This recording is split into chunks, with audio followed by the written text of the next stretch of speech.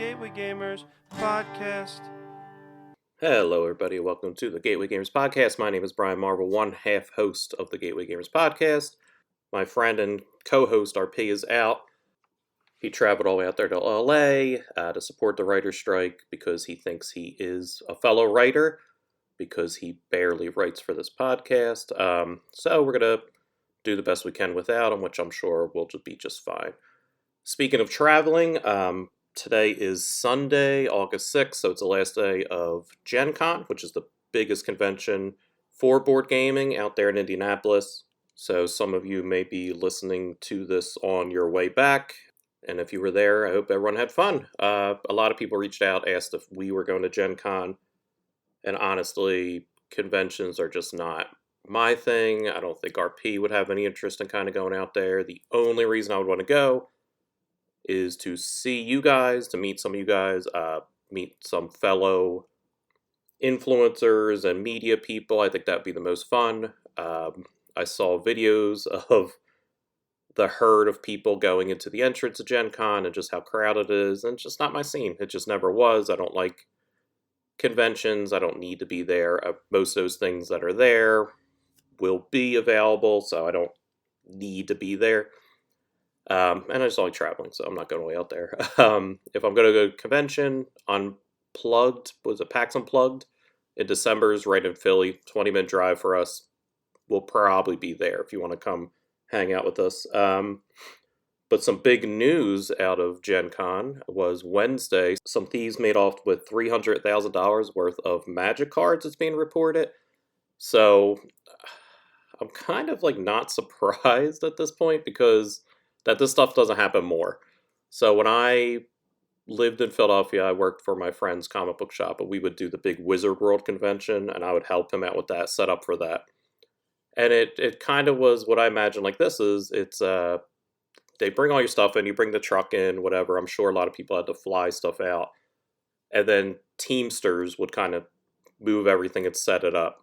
You couldn't touch your setup or set it up yourself before a certain time and then after a certain time because it was like a whole union Teamster thing. And here in Philly, it's like the mob. So it's like if they catch you doing that kind of stuff, you might get your legs broken. And I remember being with my friend Duke in his shop and setting up and just being like, oh, okay, like, and then we just leave. Like we would just set up the stuff and then you kind of just go home for the day while other people are setting up. And you just trust that these other people aren't going to mess with your stuff or look over your stuff. It was just kind of like, oh, okay, like I guess this is all just getting left here. You just hope it's going to be fine because it's fellow people and they wouldn't want their stuff messed with. So I'm not saying that's what happened, but supposedly these two gentlemen came and had like a pallet lifter, just put someone's pallet, all their magic cards, and just walked off like they looked like they belonged there. So they were able to get away. They have pictures of who they think it is. They look like every white person ever. Sunglasses, t-shirt, pants. So I'll be surprised if they're able to get them just because if they didn't by now, or at least they haven't announced it, the convention's over. It's like they either already fled with the stuff or it's in their car already or their van and just they're going to be heading home. But I imagine they just got the stuff that left. You get $300,000 worth of magic cards. You just bounce out of there.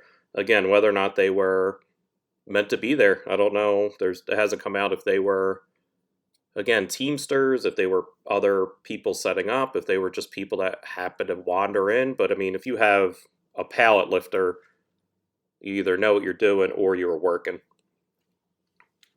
One of the big things from that was that Upper Deck and Lorcana reached out afterwards. They were like, no, our game wasn't the stolen product because Lorcana is the biggest thing at Gen Con. Right now, it's the Disney version of Magic the Gathering. It's their trading card game. It's been the hotness for a while. I know RP and I have been kind of looking forward to it, and people are lined for like 10 hours just to get some of the product early, even though it comes out in less than a month. But again, if that's what you want to do, go to a convention, wait in line for 10 hours, just so you can have the clout of opening decks online early, then whatever you need to do. But they came out and said, hey, It wasn't our stuff that was stolen because some people were reporting that it was them because they were running out of product already, pretty much one day into the convention. So they put out a report and said, hey, our stuff wasn't stolen. We just didn't bring enough. So whatever. Like if that's, you want to undersell your game to create more hype, again, whatever you got to do. And I will say, if Lorcana's, there's other games that were kind of announced. Like I said, Sunday now, and there was no big bombshell announcements of games. Games were trickling out here and there, and nothing jumped out at me too much. There's a few games here and there that I was interested in, a few games that I was just like, oh, okay, like that's cool. But Lorcana is definitely the big hotness at the convention right now. So I watched videos of it played. I've seen other people kind of reviewing it. I looked at the artwork, and I must sound kind of underwhelmed by it. It's nothing. I don't think it's anything revolutionary for a trading card game. We've had so many trading card games at this point with different IPs that kind of floundered. We had Transformers that was hot for a minute and went away.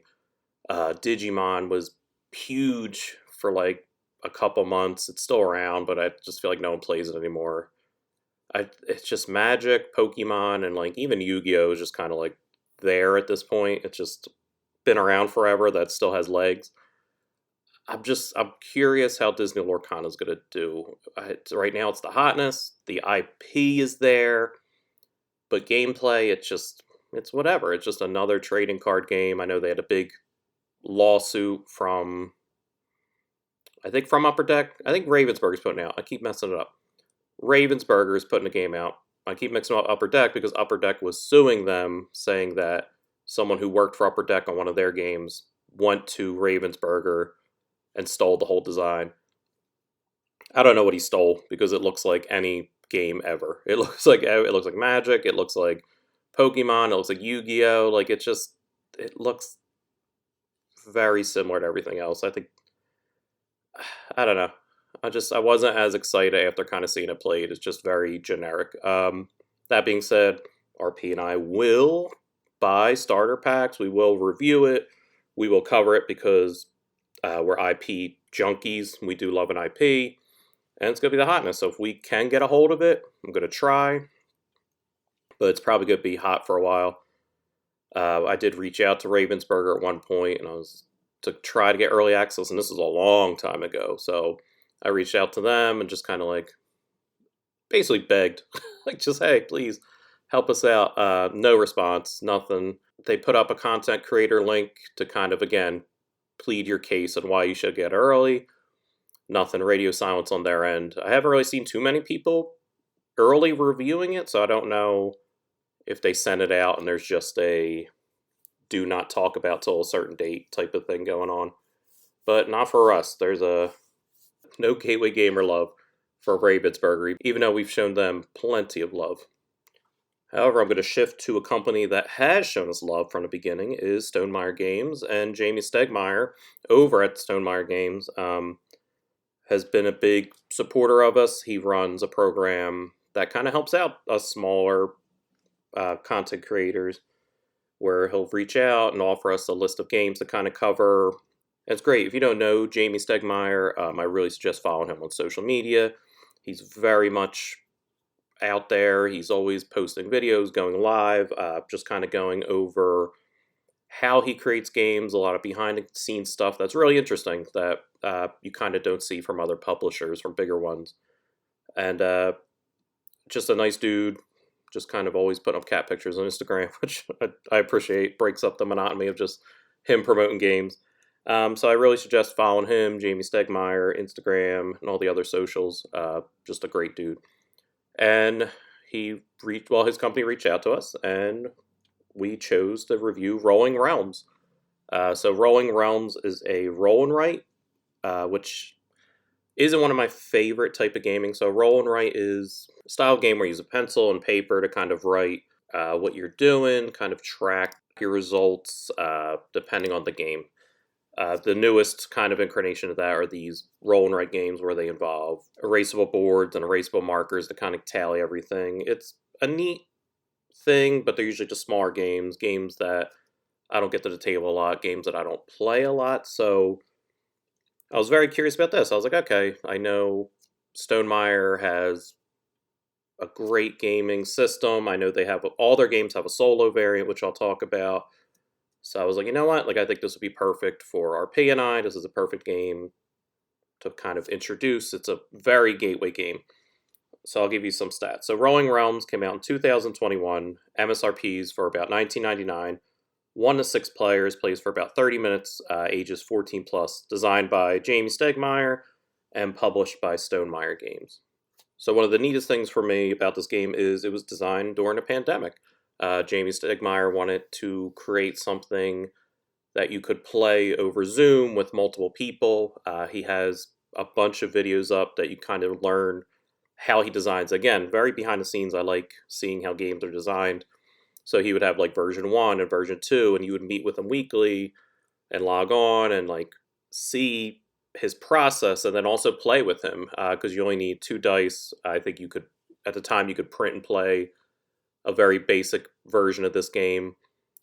And again, I think that's really neat. Like, he took something like the pandemic and was just like, hey, like, we're all stuck here. I'm going to design this game. We can all kind of play together. I thought that was a great idea and a great way to make a game. And I'm sure he got input from the people he was playing with. Like, it seemed like a really cool idea, and I liked that concept. So in this game, you have 2 dice. You'll be rolling the dice and then scoring stars according to the realms that you're playing in. Now, the other neat thing about this game is it's all realms that are based off other Stonemaier games. So we have Charterstone, Wingspan, which we played, Libertalia, Scythe, My Little Scythe, Euphoria, Pendulum, The Society, which I think was Red Rising, the game based off the books. So it's neat that he's taken these other games that he knows, and these are kind of like advertising. It's a game based in his universe, which I thought was another neat concept for a game. So at the start of the game, everyone gets 11 of these realm cards. You randomly draw a 3, and each person playing also plays with the same 3. Everyone gets a dry erase marker, a resource card, a score card, and then like an eraser pad, just so you can kind of fix any mistakes. The game is played over 3 rounds, with each round being 9 turns, where each player plays simultaneously. So what you do is you roll the big dice, the 2 numbers that are on there. Each person uses those numbers. So it's a 2 and a 3. Those are the only numbers you have access to at the time. And then you have to activate your realm. So each realm or card is like a little puzzle in itself. One example being the tapestry card. So it's fill in the shape, which is a big grid, and you have to get a row or column filled in. So imagine it's a big square filled with like 4x4 squares in like a 3x3 row and column. And you have to fill that in. So depending on the number that you roll, you get basically little Tetris style pieces, and use your marker to fill in the grid as best you can to create a full row or column to get a star. And the point of the game is get the most stars, more than everyone else, to win. So if you get a 1, it's just like one little square. If you roll a 2, it's 2 squares in like just a column. If you roll 3, it's a L-shaped square, and then as you get 4, 5, and 6, the pieces get bigger. So you're using those dice that you rolled and the numbers to fill in that big square the best you can. Now, if that sounds a bit confusing, it kind of is. It's a very visual game, so it's kind of hard for me to explain all the cards without kind of seeing them. So I suggest if you're interested, check out many of the YouTube kind of channels that have the cards themselves and explanation.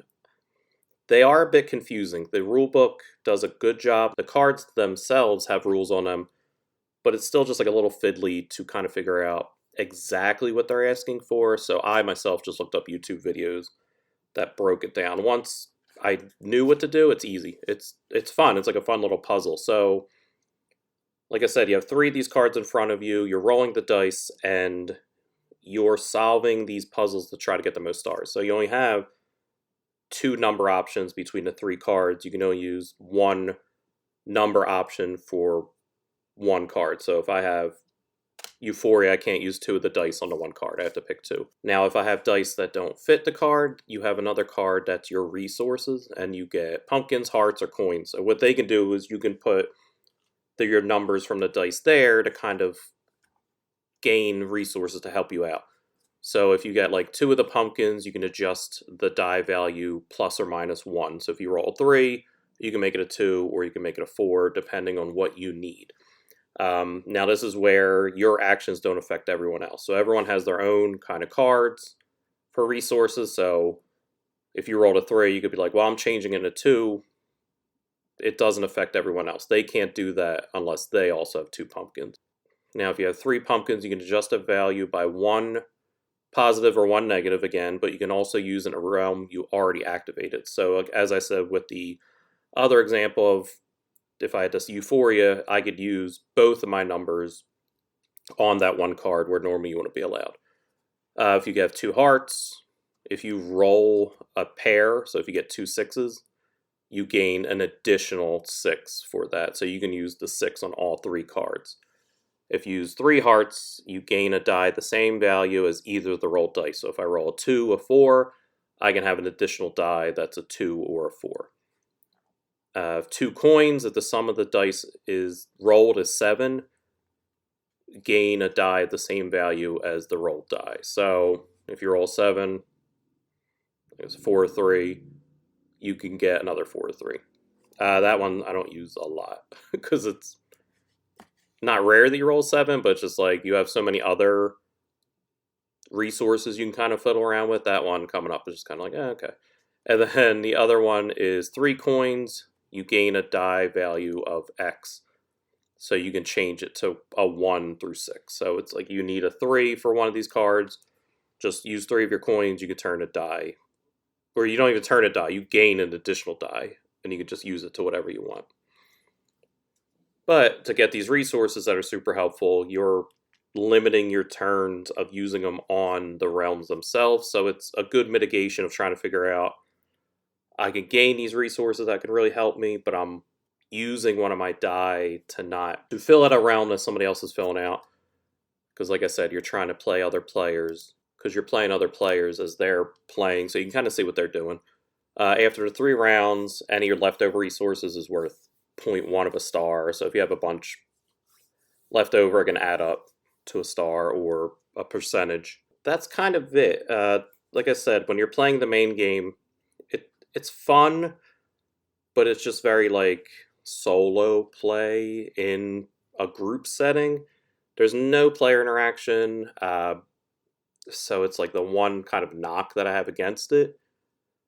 But I think it's neat. I like the mechanic of the puzzle of trying to figure out, oh, like what am I going to do with this die that I have? What am I going to do with the resources? Where am I going to put these things? And then, like I said, each card is a puzzle in itself, and some of them interact well with other ones, and some of them don't.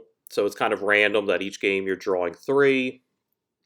They're putting out more cards for this game that are based off of now other games, not just Stonemaier Games. So I know he just came out like Ruins of Arnak, which is another type of game. So it's a game that's growing and it's doing well. Like I like this game a lot in a solo mode, which is what I'm going to talk about now, because I like this game as a solo game so much more than a group activity. So the solo mode turns it into an 18-hole round of mini golf, which is super fun. Like I love mini golf. I love the idea of having par that it kind of gives you. So the solo mode is like a whole different booklet. It comes with a course log like you would, like a little pencil thing like you would a normal game of mini golf. And each hole kind of gives you specific pars and specific rules when you're playing. So like hole 1 is called early birdie. It tells you what realms you use. So you're using Charterstone, Scythe, and Tapestry, and the only rule change is that you play only 7 turns instead of 9. And then as you go, there's rule changes for each one, which affect the game. So the one hole 5, you cannot choose to not use a die that would have been used, so you can't just opt out of using a die. Actually, I don't know why you ever would anyway, but that's one of the rules. The one hole 11 is whenever you would score a star, you must spend a coin first. If you don't have any coins, the star is lost. So it just kind of creates more of a challenge than just kind of rolling die and just doing whatever. It's fun. Like, I don't know. I wish more games would do solo mode. I know generally a lot of people kind of poo poo like games that have solo, and I'm just not sure why. Like, I personally will buy a game more if it has solo mode, and all Stonemaiers have a fantastic Autonoma solo mode, and it's just because I don't have like a steady group that I kind of play with. My wife isn't a huge gamer; she'll humor me, but some games just aren't for her. And I also just use a solo mode so I can learn the game to teach RP because he's not really a gamer. So sometimes I need to really know and understand the game inside and out to be able to teach him quickly while we're recording. And I'll usually do that through the solo mode. And I think this solo mode is so much fun. Like, I don't play all 18 holes. I'll just kind of play here and there. I'll sit and I'll play like one or two holes, put it all in a box, move on, and then like a day or two later play the next three or four just on a whim. I played this game a lot. Like, I think it's, like I said, easy to set up.